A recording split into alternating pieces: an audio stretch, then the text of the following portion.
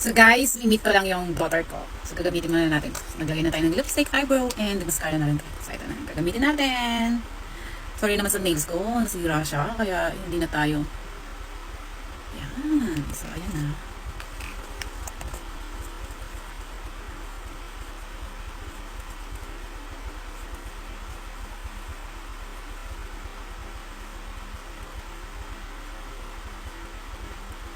So ito lang yung gagamitin natin guys. Hindi na tayo magpa-foundation.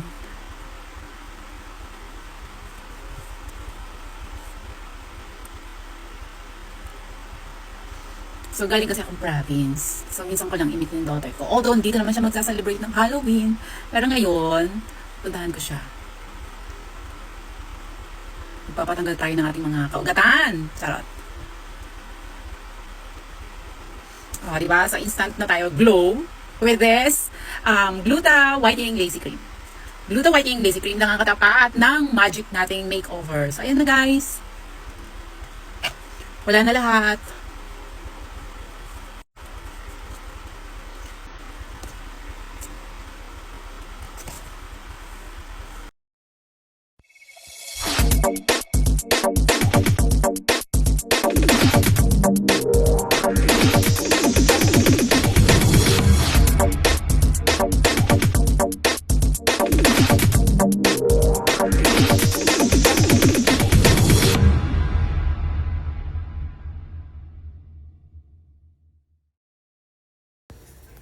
And finally, naandito na rin tayo guys. Nasa EDSA Mega Mall tayo. Dito ako.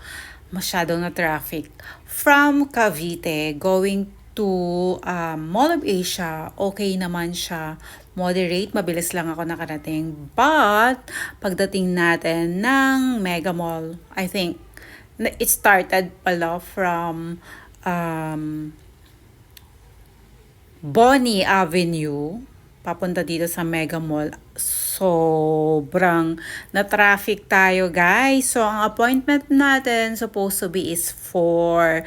Pero nang dahil sa traffic, ayan. Siyempre, naisip ko rin na sana from Mall of Asia or dumirekta akong Pasay Rotonda. Sana nag-MRT na lang ako to avoid this traffic. Pero dahil alam nyo na, tamad ang kending.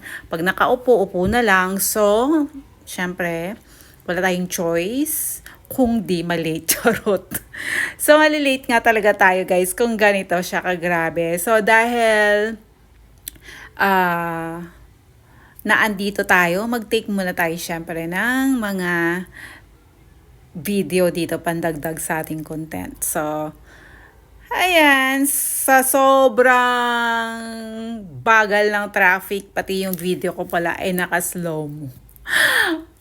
O, diba? Para makita nyo isa-isa kung alam niyo kung gaano siya ka bagal talaga. Ang tagal-tagal ko talaga dito guys. Pag akyat mo ng, di ba, from crossing, mula sa tunnel, paakyat, super tagal siya guys. Tapos, nung naandun na tayo sa overpass going to to Green Hills or San Juan guys, super bilas naman siya talaga. So dito lang talagang area to from Bonnie Avenue to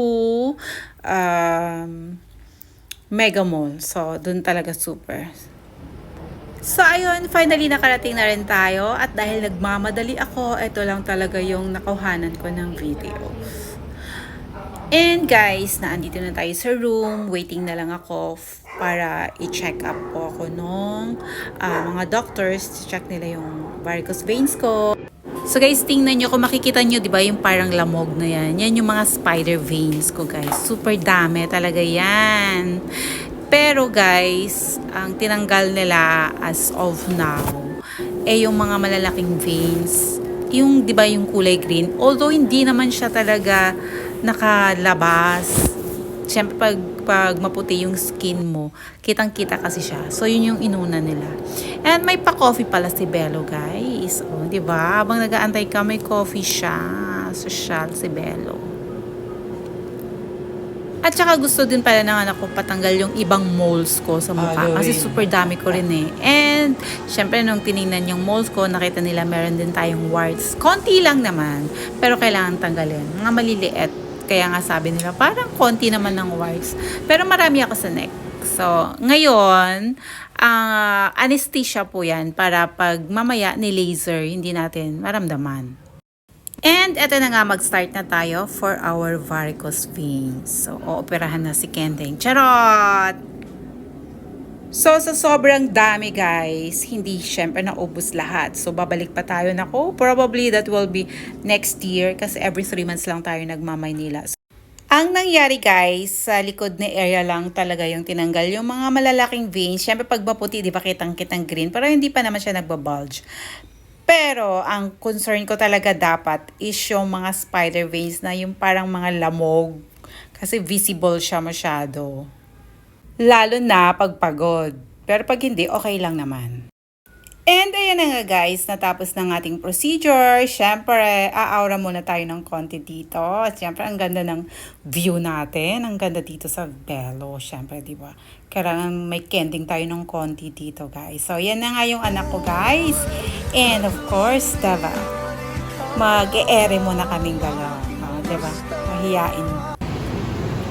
So guys, hindi syempre magtatapos doon ng bonding namin mag-ina. So, bago ako umuwi, magdi-dinner muna kami. And dito namin naisip kumain. Usually, pag magkasama kami, lagi niya akong tinatanong, Ma, anong gusto mo? Ma, saan mo gusto? So ako naman sabi ko, ikaw na kung saan mo gusto, kung saan ka comfortable. Ending, kung ano na lang minsan yung nakikita namin, inauna doon. Kasi ako naman guys, dahil nga, nag-watch din ako ng diet ko. So, alam mo yun, hindi ko masyadong gusto din yung mga bonggang food. Siyempre, kung may level ng sugar, mayroon na rin ng spiciness. Siyempre, ako standard lang. Baka mamaya, marami akong makain na kanin pag, alam niyo na, medium. Kasi habang maanghang, lalong dumadami yung kain. Sabi malaki sound.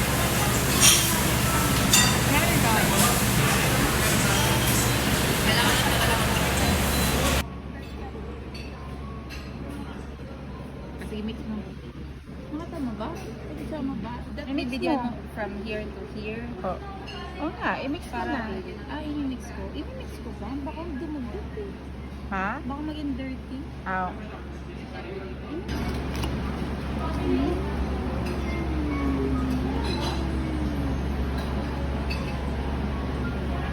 Isang pang video.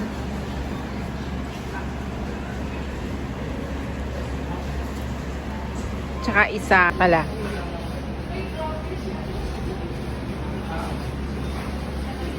Five lang.